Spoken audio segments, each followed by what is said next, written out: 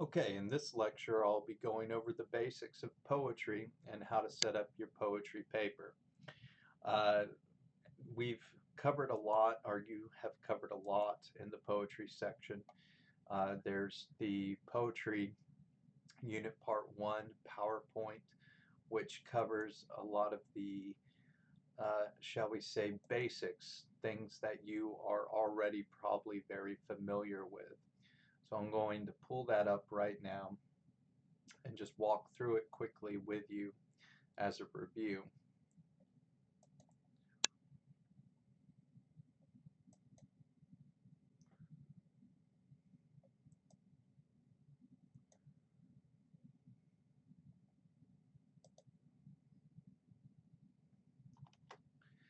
So one of the things to consider with poetry is that it is the art of language. That means our emphasis is on language itself. It's not necessarily on meaning. It's not necessarily on these concepts that we covered in What is Literature. And What is Literature? We talk about theme and we talk about uh, fiction and we talk about what literature actually is, what it can do. Well, poetry as a subset of literature focuses more on the language itself, or it emphasizes uh, the use of what Ezra Pound called charged language to evoke emotions. So it uses the language, this uh, highly charged, uh, highly structured language to evoke strong emotions in its reader. And there are many ways to write poetry and experience it. So you see two different ways here. On one of these, we have a poem that's more visual and is focused on the field of the page. And this is Grasshopper by E. E. Cummings.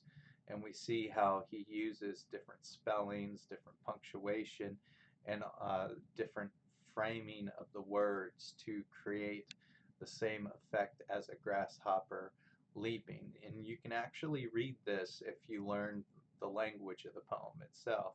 So this is actually grasshopper misspelled.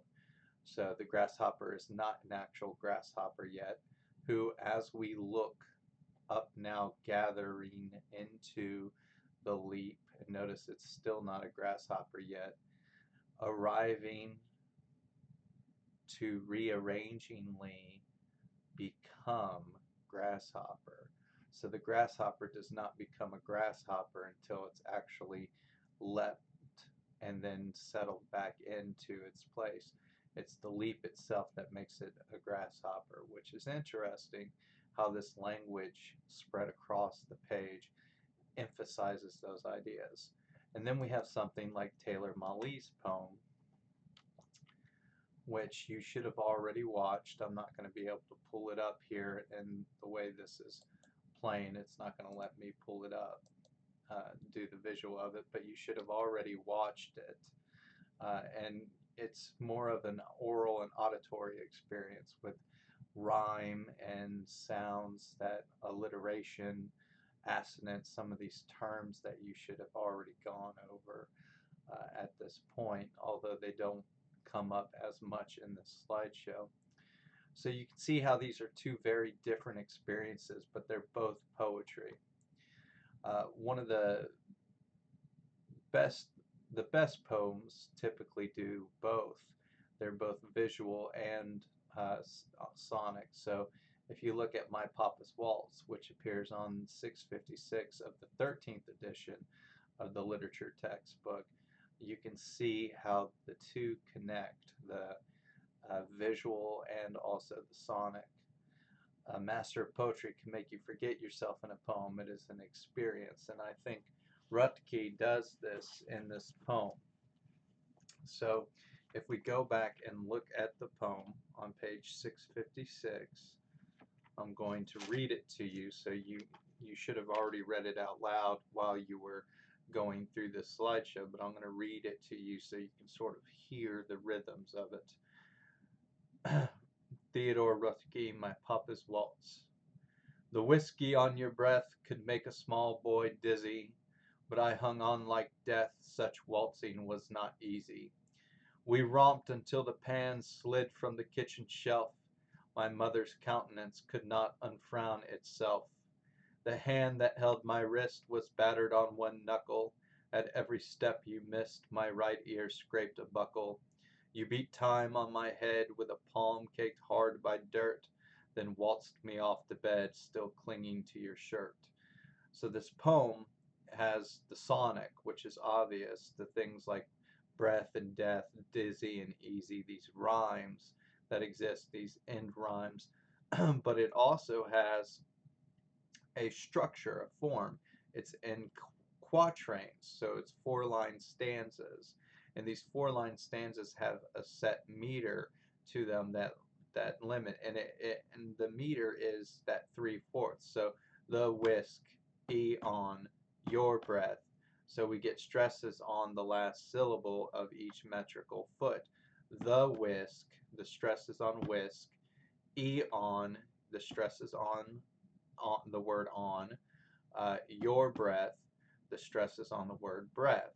And you get that all out. The whole poem is structured that way. So it's structured both sonically and visually to make you experience this history that the speaker has with his father. We too often forget this is when we try to overanalyze the poem or impose upon a poem our own views without first understanding its shape. So it's very important to understand a poem's shape, understand its sound, understand all the elements that are going into creating this charged language that exists in a poem like My Papa's Waltz. Before we start thinking about theme. Theme can't really uh, be clear until we start thinking about all these other things first. So when we're writing about a poem, Kennedy and J.O. state poetry is language at its most intense and condensed, and in a good poem, every word counts. And then you could look at something like Fern Hill, which is very similar to My Papa's Waltz. I'm going to read it to you now. It's on page 1089. Very similar to My Papa's Waltz, but much longer of a poem. Very powerful in its sounds. And Dylan Thomas was known for the strength of his sounds in his poems. So Fern Hill by Dylan Thomas. Now as I was young and easy under the apple boughs, about the lilting house and happy as the grass was green, the night above the dingles starry, time let me hail and climb, golden in the heydays of his eyes and honored among wagons, I was prince of the apple towns, and once below a time I lordly had the trees and leaves trail with daisies and barley down the rivers of the windfall light. And as I was green and carefree, famous among the barns about the happy yard, and singing as the farm was home, in the sun that is young once only, time let me play and be golden in the mercy of his means, and green and golden I was huntsman and herdsman. The calves sang to my horn, the foxes on the hills barked clear and cold, and the Sabbath rang slowly in the pebbles of the holy streams.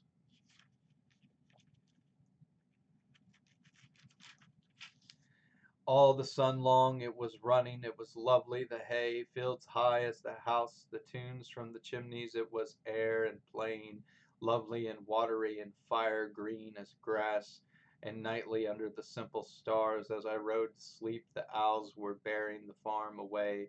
All the moon long I heard, blessed among stables, the night jars flying with the ricks and the horses flashing into the dark. And then to awake in the farm like a wondering wight with the dew, come back the cock on his shoulder, it was all shining, it was Adam and maiden.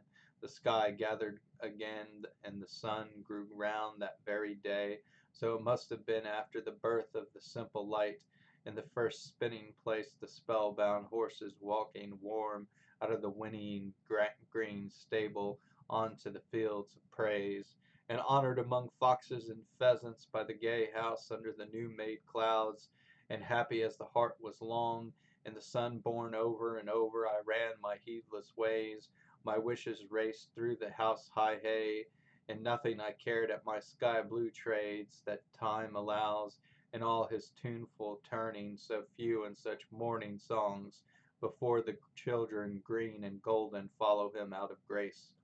Nothing I cared in the lamb white days that time would take me up to the swallow thronged loft by the shadow of my hand.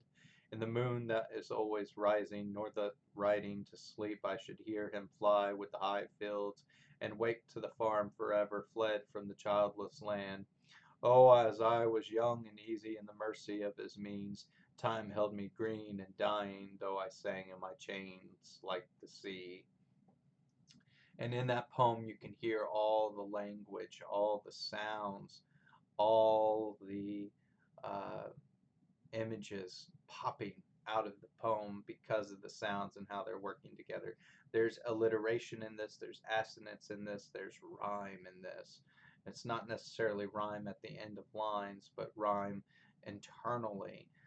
And the poem is structured in a very interesting way with each stanza starting with these long lines that lead down to these shorter lines, then that spread back out to longer lines that then go back down to smaller lines. And that's a model that is kept throughout each stanza. So, how does one write about such a thing? Well, writing about the poem, if you look at the poem, you need to read aloud and pay attention to sound patterns. We're going to talk more about sound patterns in the second slideshow, which I'm also going to go over with you. You need to read closely. You need to annotate, take notes on the side of the poem. So once you select the poems you're going to write about in this prompt, you need to take notes beside the poems or print out the poems from a website and make sure that you're writing notes. And I'm going to show you one of the ways I want you to annotate for this. Become friends with a dictionary, encyclopedia, Google, look up anything that is unfamiliar. Poets use allusions, references to past literature, references to past poems. It's like Fry said in his book that when you read literature, you're reading all of literature. Like when you read one poem, you're reading the history of poetry through that poem.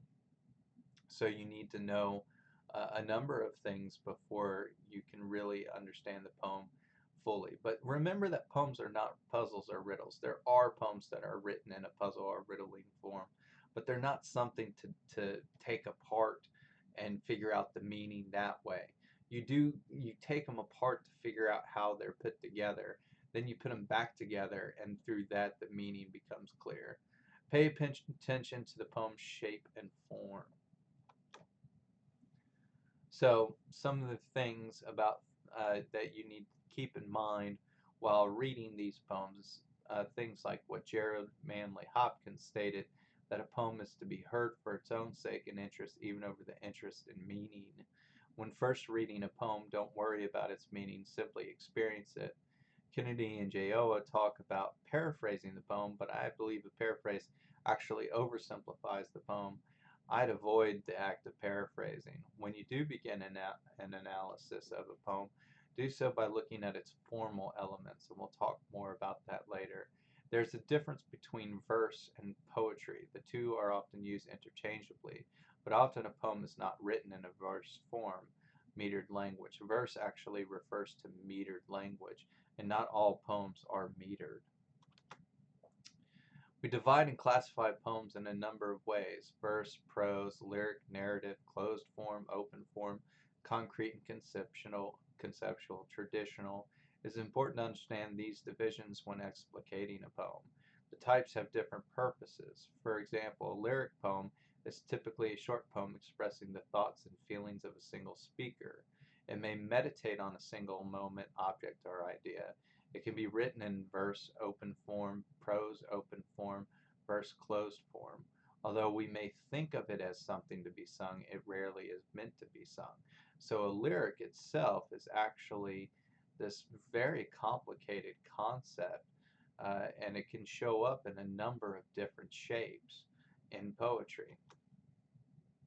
An example of a lyric poem is Robert Hayden's Those Winter Sundays. The poem can be found on page 644.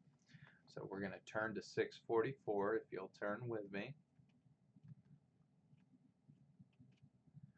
we're going to read this poem. I'm going to read it out loud to you.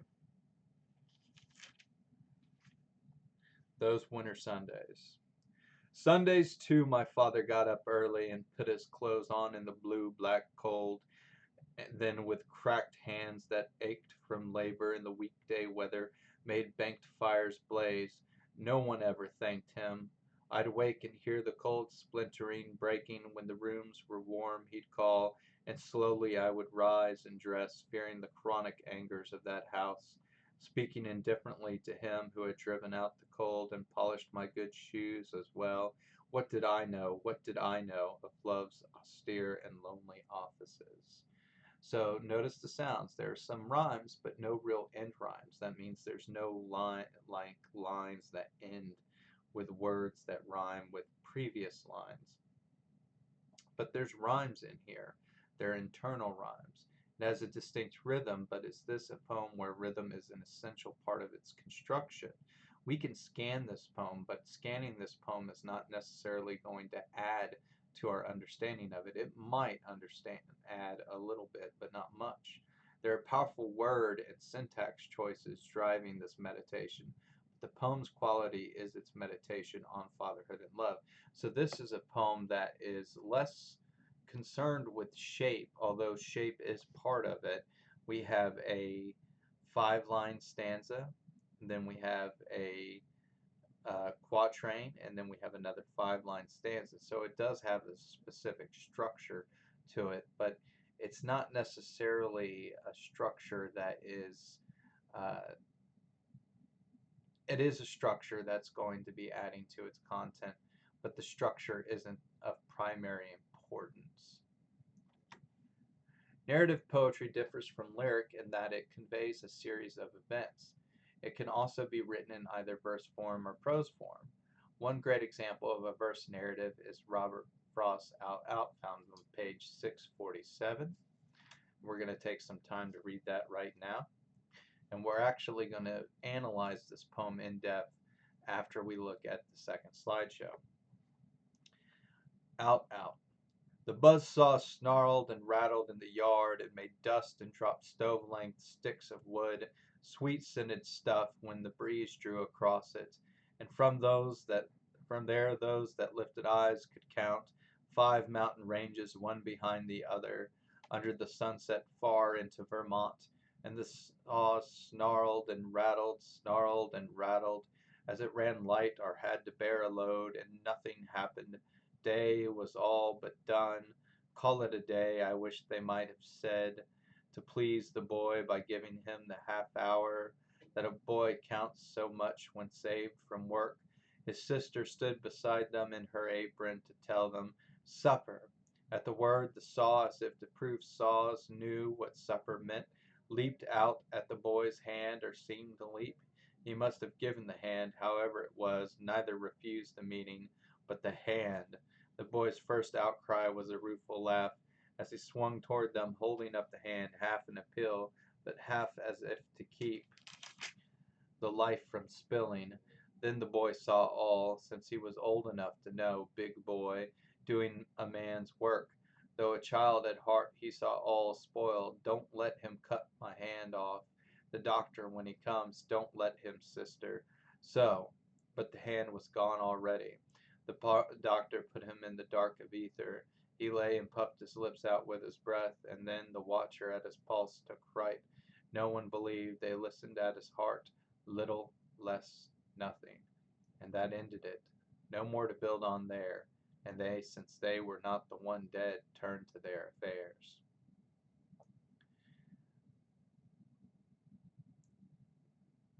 You can listen to a video link to using this slideshow.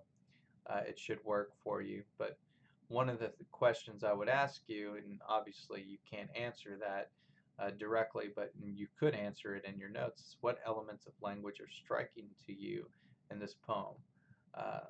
As again, I said earlier, we'll return to it in the Poetry 2 module, so don't forget it.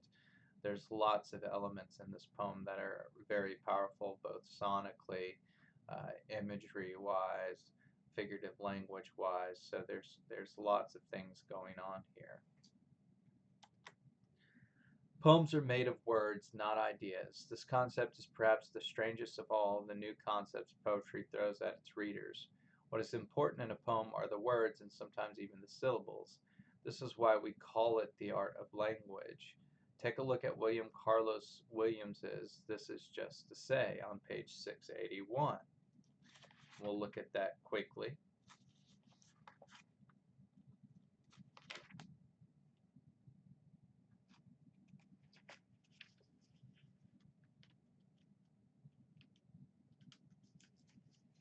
It's a very simple poem.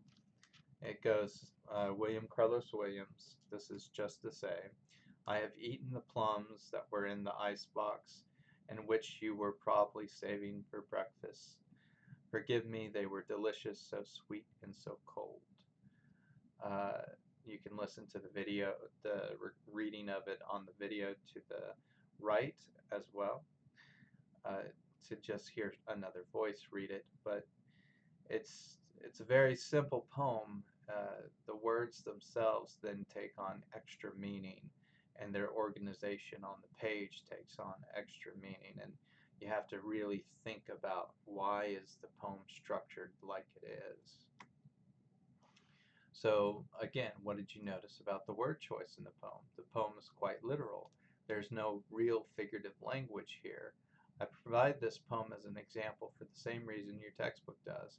It undercuts readers' beliefs that a poem is a puzzle or a riddle. It is the shape of this poem and its diction that make it noteworthy. 3 words to understand and use when discussing a poem's language: diction, concrete, and abstract. And you should have gone over this in English 1301. If you didn't, that's okay though. Diction is the way we speak, and no matter what way we speak, we have different types of diction, and then within those different types of diction, we have concrete words and abstract words. Diction is the choice between concrete words and abstract words, between Latinate words and the Anglo-Saxon derivative words. Concrete words have real-world reference.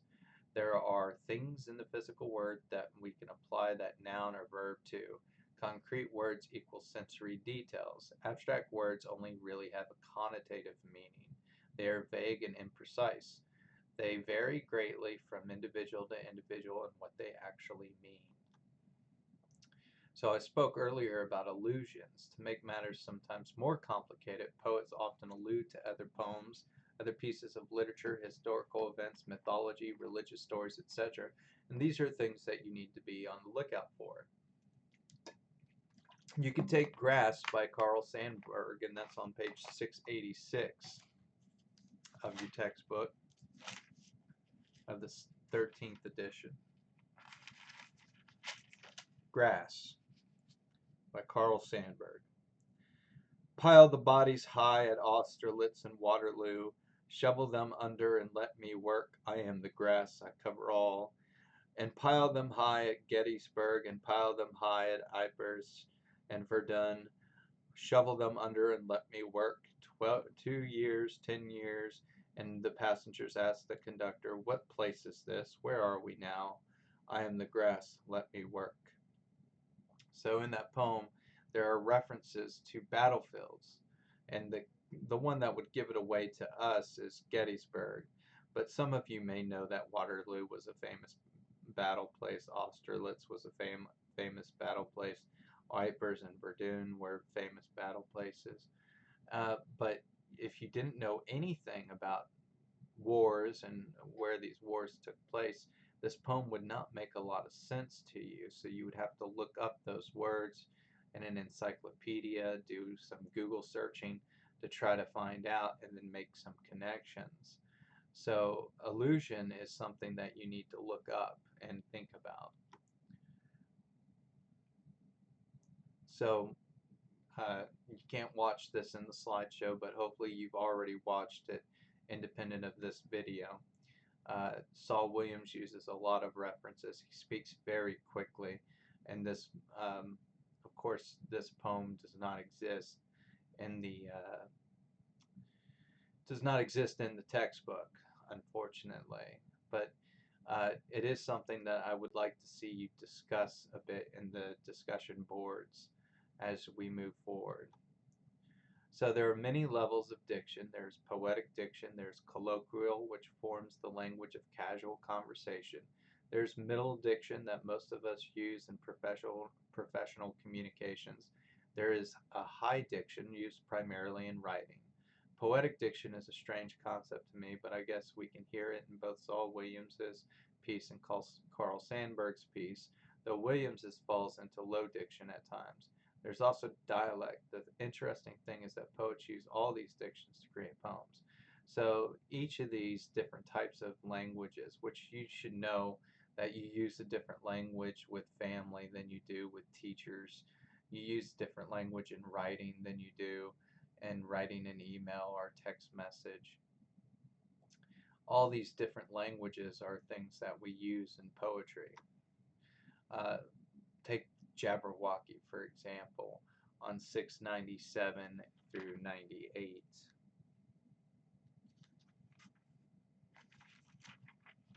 Let me turn to that. You can watch it here, obviously, but I want to read it to you too. Jabberwocky by Lewis Carroll. 'Twas brillig and the slithy toves did gyre and gimble in the wave. All mimsy were the burrow groves and the mumraths outgrave. Beware the Jabberwock, my son, the jaws that bite, the claws that catch. Beware the Jubjub bird, and shun the frumious Bandersnatch. He took his verpal sword in hand, long time to make some foe he sought. So rested he by the Tumtum tree, and stood awhile and thought. And as in oafish thought he stood, the Jabberwock with eyes of flame came whiffling through the Tokely wood, and burbled as it came. 1, 2, 1, 2, and through the verpal blade went snicker snack. He left it dead, and with its head he went galumphing back. And hast thou slain the Jabberwock? Come to my arms, my beamish boy. Our frabjous jay, Callooh Callay, he chortled in his joy. 'Twas brillig and the slithy toves that gyre and gimble in the wave. All mimsy were the burrow groves, and the mumraths outgrave. So this is completely nonsense language. So it's actually poetic diction. And think about these questions I have here, and you would answer these questions if you wrote an essay on Jabberwocky or comparing Jabberwocky to another poem. What is the use of this diction? Why make up words? What is the result for the reader? So we can talk about denotation, literal meaning of words, and connotation, the meaning of a word that is dependent on audience, speaker, context, and time. And then we can look at William Blake's London on page 703, which they do a good job of covering in this video, breaking it up and discussing it as they read it.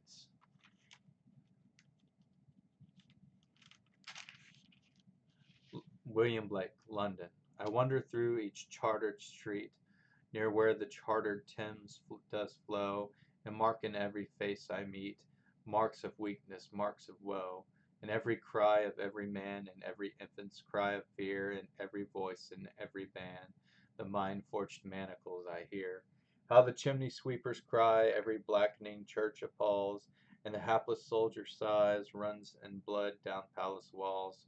But most through midnight streets I hear how the youthful harlots curse, blasts the newborn infant's tear, and blights with plagues the marriage hearse. So there gives you a lot of connotation and denotation in the textbook for this poem. 704 through 705 goes back through it and talks about the denotations and connotations and interpretations of the line. And it's really fascinating to see how they do that, and that's something you can do with the poems you pick for your paper. So I'm not requiring the imagery chapter, but it's important to understand imagery because imagery is one of the most important aspects of a poem. To use the language of common speech, this is the Imagist Manifesto, but to employ the exact word, not the nearly exact, nor the merely decorative word. So in the 20th century, there became this idea that There was some language that was imprecise, mainly those words that are abstract words, and that we should be using more concrete words in our writing. We believe that the individuality of a poet may often be better expressed in free verse than in conventional forms. In poetry, a new cadence means a new idea. This isn't necessarily an attack on conventional forms like the sonnet, but it is discussing that the idea that free verse offers more flexibility for poetry, and that when the sound changes, that a new idea is introduced. Absolute freedom in the choice of subject. That means you can write about anything, vulgar or high art, what have you. To present an image. So poetry is meant to present an image. It's not necessarily a school of painters, but we believe that poetry should render particulars exactly and not deal in vague generalities, however magnificent and sonorous. It is for this reason that we oppose the cosmic poet who seems to us to shirk the real difficulties of his art. To produce a poetry that is hard and clear, never blurred nor indefinite. Finally, most of us believe that concentration is of the very essence of poetry. So that's how image really works. But there's also all these figures of speech that help create images in poems: metaphor, simile, apostrophe, personification, overstatement, understatement, metonymy, synecdoche. I do have you read this chapter, I believe, so I'm not going to go over those in depth. But you can look at Craig Rains of Martian Sends a Postcard, Martian Sends a Postcard Home, and you can listen to it here as well. I don't believe it appears in your textbook. Let's see if I can find it in the index.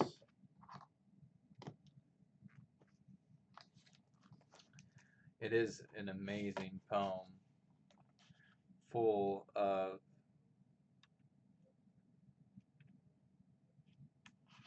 full of uh,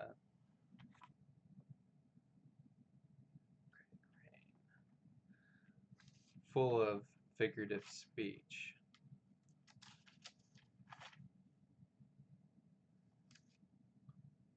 Yeah, it's on page 739.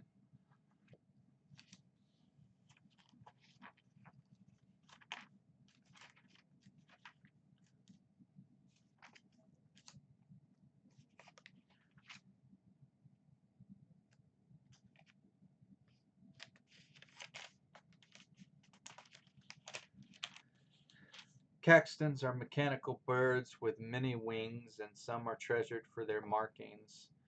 They cause the eyes to melt or the body to shriek without pain. I've never seen one fly, but sometimes they perch on the hand. Mist is when the sky is tired of flight and rests its soft machine on ground. Then the world is dim and bookish, like engravings under tissue paper. Rain is when the earth is television. It has the property of making colors darker. Model T is a room with the lock inside. A key is turned to free the world. For movement so quick there is a film to watch for anything missed. But time is tied to the wrist or kept in a box, ticking with impatience. In homes, a haunted apparatus sleeps that snores when you pick it up. If the ghost cries, they carry it to their lips and soothe it to sleep with sounds, and yet they wake it up deliberately by tickling with a finger. Only the young are allowed to suffer openly. Adults go to a punishment room with water but nothing to eat. They lock the door and suffer the noises alone. No one is exempt, and everyone's pain has a different smell. All night, when all the colors die, they hide in pairs and read about themselves in color with their eyelids shut. It's a pretty fascinating poem. So remember, some these are the now what points. Be sure you really understand the concepts in this lesson. Be sure you've read all these chapters, all the assigned chapters. You're going to, this mentions a second essay, but that's actually older. The essay assignment that we're going to talk about is on the second PowerPoint, and that's going to be a comparison and contrast of two poems using all these elements that we're discussing, and I'll go into more depth in that either at the end of this slideshow or in a second slideshow or a second lesson. So that's the end of that lesson.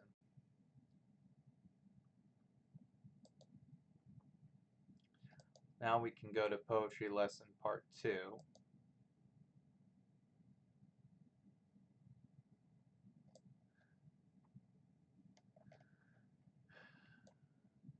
And we're actually going to pause here, and I'm going to place another video with this lesson, Poetry Part 2, immediately following this video.